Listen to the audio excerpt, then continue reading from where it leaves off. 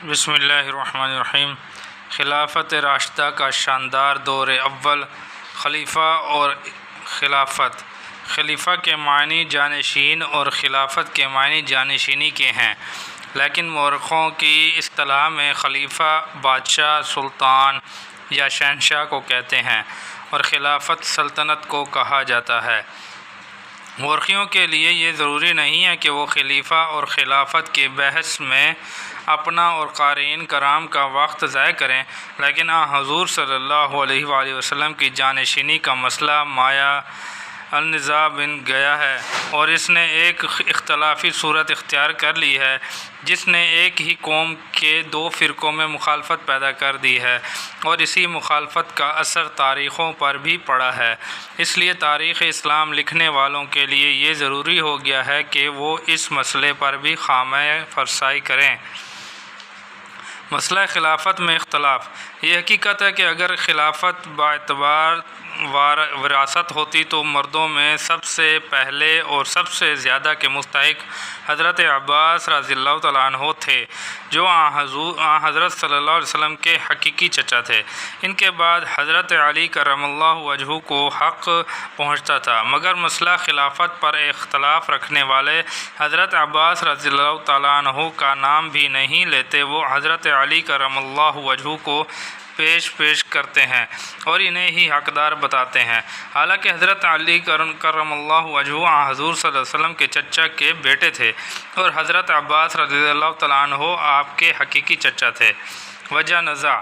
معترضین خلافت کہتے ہیں کہ حضور صلی اللہ علیہ وسلم حضرت علی کرم اللہ وجہہ کو خلیفہ بنانا چاہتے تھے اور ان کے حق میں دستاویز لکھنے کے لیے کاغذ اور قلم و دوات طلب کیا تھا، مگر حضرت عمر رضی اللہ تعالیٰ عنہ اور دیگر صحابہ نے حضور صلی اللہ علیہ وسلم کی نیت تاڑ لی اور ان اشیاء کو مہیا نہ کیا۔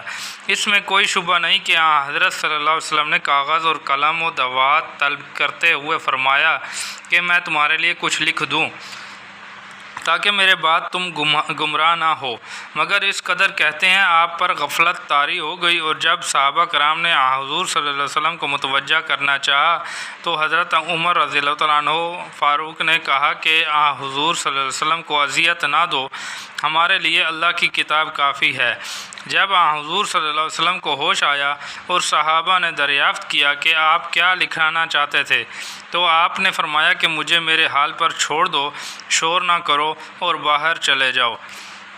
اس واقعے کے بعد حضرت صلی اللہ علیہ وسلم 4 روز تک حیات رہے اور آپ نے آخری وصیت کی، آخری خطبہ دیا اور آخری خیرات کی۔ اگر حضور اکرم صلی اللہ علیہ وسلم کوئی وصیت لکھانا چاہتے تو لکھا سکتے تھے، نہ لکھاتے تو زبانی بیان فرما دیتے۔ حضور کوئی وجہ مانے نہ تھی، اور اگر اس وقت حضرت علی کرم اللہ وجہہ کو شبہ ہو جاتا کہ حضور صلی اللہ علیہ وسلم ان کے حق میں خلافت کے متعلق وصیت لکھانا چاہتے ہیں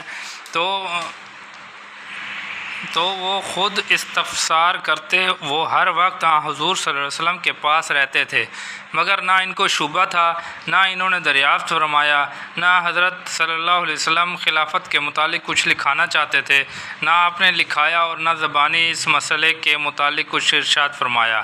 حالانکہ جس روز آپ نے قلم، دوات اور کاغذ طلب فرمایا تھا، اس سے 1 روز پہلے حضرت عائشہ رضی اللہ تعالیٰ عنہا سے یہ ارشاد فرمایا تھا کہ میں تمہارے باپ ابوبکر صدیق رضی اللہ تعالیٰ عنہ کے حق میں خلافت نامہ لکھ دوں، مگر فوراً ہی یہ فرمایا کہ اس کی ضرورت نہیں، کیونکہ مسلمان سوائے ان کے کسی دوسرے کو خلیفہ منتخب نہ کریں گے۔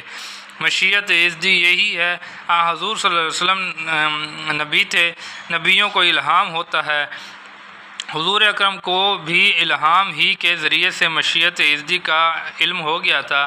اگر حضور صلی اللہ علیہ وسلم کو یہ علم نہ ہو جاتا کہ ایسے اہم مسئلے پر کچھ ارشاد فرمائے بغیر ہرگز نہ رہتے۔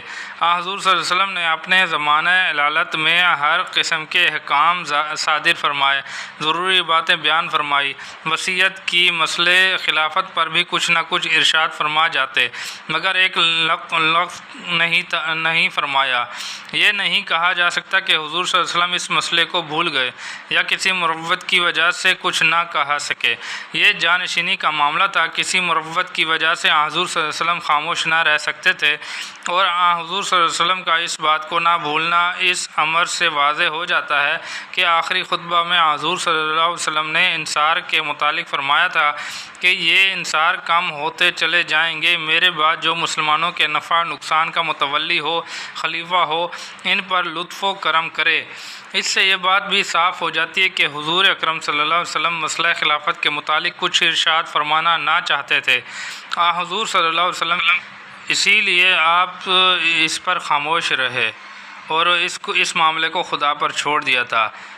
اس میں یہ نکتہ بھی ہے کہ حضور صلی اللہ علیہ وسلم نے بہت عرصہ پہلے ارشاد فرمایا تھا کہ ہم انبیاء علیہم السلام کا کوئی وارث نہیں ہوتا، اس لیے توارث کا مسئلہ ختم ہو جاتا ہے اور کچھ چون چرا کی گنجائش باقی نہیں رہتی۔ مسئلہ خلافت میں قرآن کا فیصلہ۔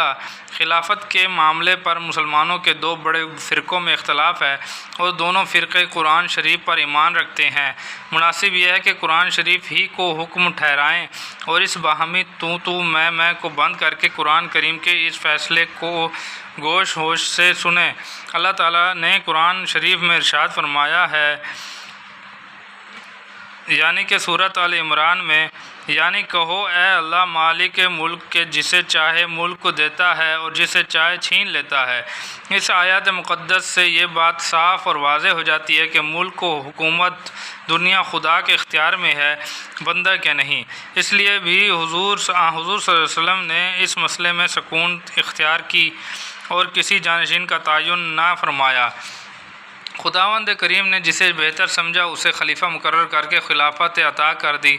اب اس میں یہ اعتراض کرنا کہ ایک غیر مستحق کو حق پہنچا، خدا پر اعتراض کرنا، کیونکہ اگر مشیت خداوندی یہ نہ ہوتی تو حضرت ابوبکر صدیق رضی اللہ عنہ خلیفہ منتخب ہونے پر بھی خلیفہ نہ رہ سکتے۔ مسلمانوں کا یہ ایمان ہے کہ خدا ہر چیز پر قادر ہے اور اس کے حکم کے بغیر ذرہ نہیں ہل سکتا۔ وہ جو چاہتا ہے کرتا ہے، جو اسے کرنا ہوتا ہے اس کے اسباب جمع کر دیتا ہے۔ پھر اس مسئلے میں کیوں اختلاف ہے کہ خدا ہی حضرت ابوبکر صدیق کو خلیفہ بنانا چاہتا تھا، اس نے ہی مسلمانوں کی جمعیت کو اس امر پر متفق کیا اور اس نے ہی حضرت ابوبکر صدیق کو خلیفہ بنایا، اس نے ہی ان کی امداد کی اور تمام مشکلات پر حاوی آ گئے۔ میں تو یہ سمجھتا ہوں کہ اس مسئلے میں لب کشائی ہی کرنا گناہ ہے، اس لیے کہ خدا جسے خلیفہ بنانا چاہتا ہے وہ بن گیا اور جسے اس نے خلیفہ بنایا اس کی عزت و احترام کرنا چاہیے۔